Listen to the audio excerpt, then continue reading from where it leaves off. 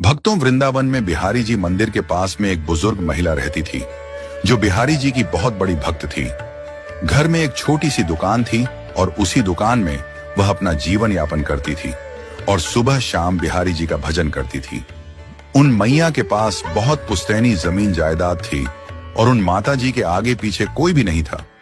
एक रात्रि उन मैया को सपना आया कि वह मर चुकी है और लोग उसकी संपत्ति लूट लूट कर ले जा रहे हैं। सवेरे जागने पर उसे लगा कि कहीं सच में ऐसा ही ना हो जाए, क्योंकि मेरा तो कोई है ही नहीं। मेरे बाद तो यह सब संपत्ति लोग ही लूट कर ले जाएंगे। लोग यह सब लूटे, यह तो ठीक नहीं। ऐसा सोचकर उस बुढ़िया ने अपनी सारी संपत्ति बिहारी जी मंदिर के नाम कर दी और इसके बाद वह बुढ़िया अपनी दुकानदारी छोड़कर बिहारी जी के मंदिर में ही रहने लगी। रोजाना मंदिर से ही उसे दोनों समय का भोजन भी मिलने लगा।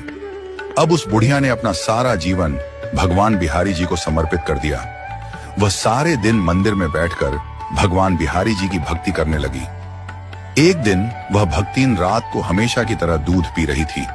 मंदिर के महंत जी ने देखा कि भक्तिन दूध पीते पीते कुछ चबा रही है। महंत जी ने पूछा, माई, ये तुम दूध में क्या चबा रही हो? भक्तिन बोली, महाराज, आप दूध में मेवा ज्यादा डाल देते हो, उसी को चबा रही हूं। महंत जी ने सोचा, मैं और दूध में मेवा डालूं, मैं दूध में चीनी डाल देता हूं, वही बहुत है। महंत जी का माथा ठनका। दूसरे दिन उन्होंने देखा, दोपहर को भक्तिन को दाल परोसी गई तो दाल में घी तैरता दिखाई दिया। महंत जी ने पूछा, ये दाल में घी कहां से आया? भक्तिन बोली, महाराज, आप ही तो दाल में घी डालकर लाते हो। महंत जी को लगा शायद बर्तन में पहले से ही घी गिर गया होगा। अब महंत जी रोज देखते भक्तिन की रोटी और दाल में रोज घी दिखाई देता और उसके दूध में मेवे भी बढ़ते जा रहे थे। साथ ही महंत जी की रसोई में घी और मेवों से भरे पात्र खाली होते जा रहे। महंत जी को समझ नहीं आ रहा था कि यह सारे पात्र कैसे खाली हो रहे हैं, क्योंकि उनके अलावा रसोई में कोई नहीं जाता और रसोई की चाबी हमेशा महंत जी के पास ही रहती थी। एक दिन महंत जी भगवान की आरती कर रहे थे।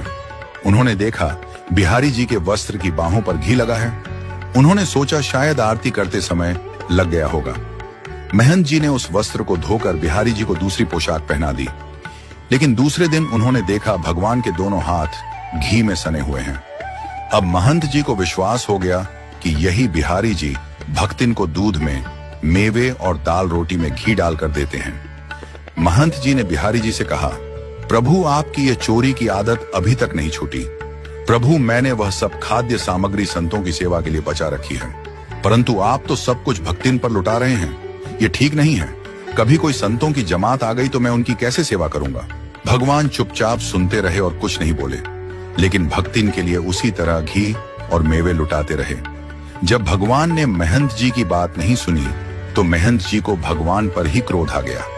साथ ही उन्हें भक्तिन पर भी क्रोध आ रहा था और एक दो दिन में महंत जी ने उस महिला पर उल्टे सीधे आरोप लगाकर मंदिर से निकाल दिया। अगले दिन सुबह के 3 बजे जब सब लोग सो रहे थे, भक्तिन चोरी से बिहारी जी के मंदिर में आ गई और भगवान की चौखट पर सिर रखकर आंसू बहाए और उनसे कहा, मैंने अपनी हर चीज आपके हवाले कर दी और अब तक आपके हाथों से प्रसाद पाया, तो अब कैसे किसी दूसरे के हाथ से प्रसाद पाऊं? ऐसा कहकर जैसे ही भक्तिन ने रोते रोते अपना सिर मंदिर की चौखट पर रखा, अचानक एक बहुत तेज प्रकाश हुआ और गड़गड़ाहट के साथ मंदिर के सभी दरवाजे खुल गए और मंदिर की सभी घंटियां अपने आप बज उठी। महंत जी और सभी लोग जागकर अपने अपने कमरों से बाहर आए। सभी ने देखा कि भक्तिन के शरीर से एक प्रकाश पुंज निकला और बिहारी जी के श्री विग्रह में जाकर समा गया। भक्तिन के प्राण श्री बिहारी जी में विलीन हो चुके थे। पूरे गांव में इस बात का हल्ला मच गया। अगले दिन गांव में ही भक्तिन का अंतिम संस्कार किया गया और वहीं पर उसकी समाधि भी बनाई गई। महंत जी जब तक उस मंदिर में रहे, उनका नियम था कि भगवान की आरती करने के बाद वह छत पर जाते और छत से उस समाधि की भी आरती उतारते।